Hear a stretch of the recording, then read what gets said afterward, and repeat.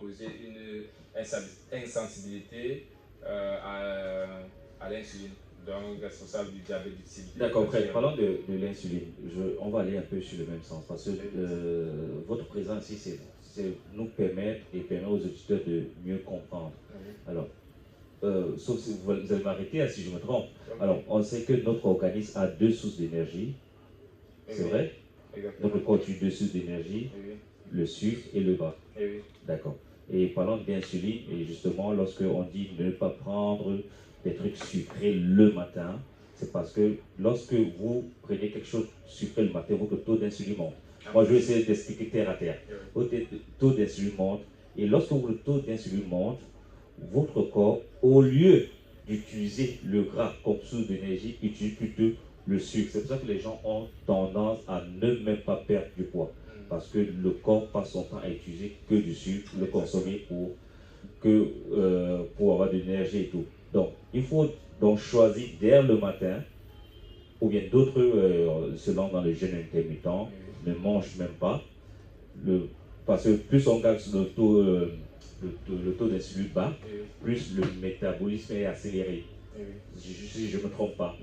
Donc, on dit que désormais, je ne sais pas si pour nous citer quelques exemples de jus à ne pas prendre qui ont trop de sucre le matin, pour que nos éditeurs comprennent quels sont les jus qu'il ne faut pas prendre le matin, ou bien quel est le petit déjeuner qu'il faut prendre, ou bien prendre pour compenser. Parce qu'il y a des gens qui ne peuvent pas se passer du petit déjeuner, par exemple. Alors, pour ceux qui ne peuvent pas se passer du petit déjeuner, je recommande de prendre peut-être la salade ou bien un repas hyperprotéiné qui ne va pas affecter la glycémie. Ok, un repas hyperprotéiné qui ne va pas affecter la glycémie. On peut également prendre peut-être la salade ou bien les légumes. Et si peut-être on doit prendre peut-être quelques glucides, là ça doit être des glucides complexes qui vont sécréter le sucre de façon assez lente dans la circulation sanguine. Et je vais profiter également pour revenir sur un terme dont vous avez utilisé, le jeûne intermittent.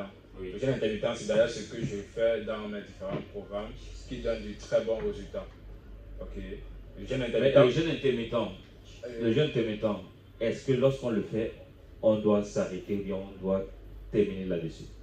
Alors, ce n'est pas perdre du poids, comme il dit toujours, c'est comme se brosser les dents.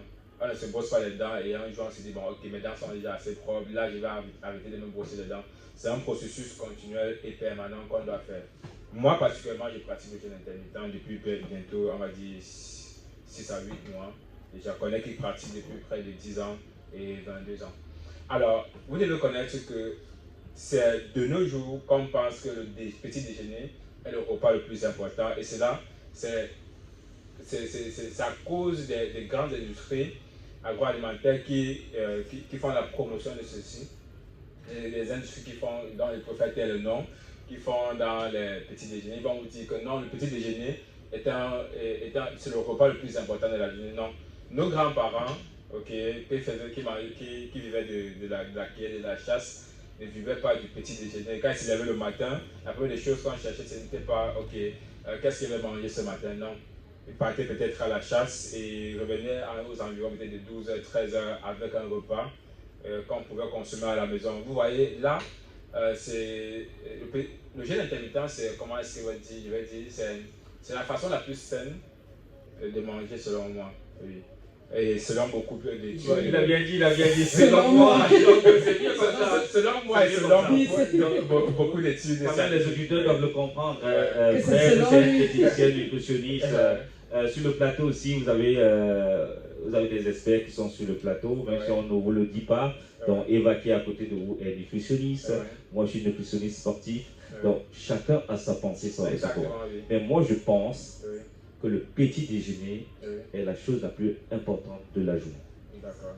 Maintenant, il faut choisir. Qu'est-ce qu'il faut choisir? Qu'est-ce qu'il faut choisir comme petit déjeuner? Moi, par exemple, je prendrais une tomate, une salade, 2 œufs. Ça, c'est du petit déjeuner. Je peux bien le prendre. Voilà, bien, tu peux ajouter une banane. Voilà, tu peux prendre une banane comme ça. Et moi, je pense aussi, comme moi je pense, parce que comme tu penses, je pense.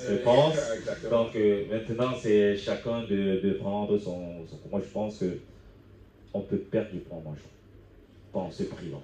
Non, exactement. Tu connais l'adage, n'est-ce pas? Le plus tu manges, Plus tu perds. Le moins tu manges, le moins le plus tu Mais gagnes. pardon, maintenant, le jeûne intermittent, ça marche. Parce que moi, je trouve que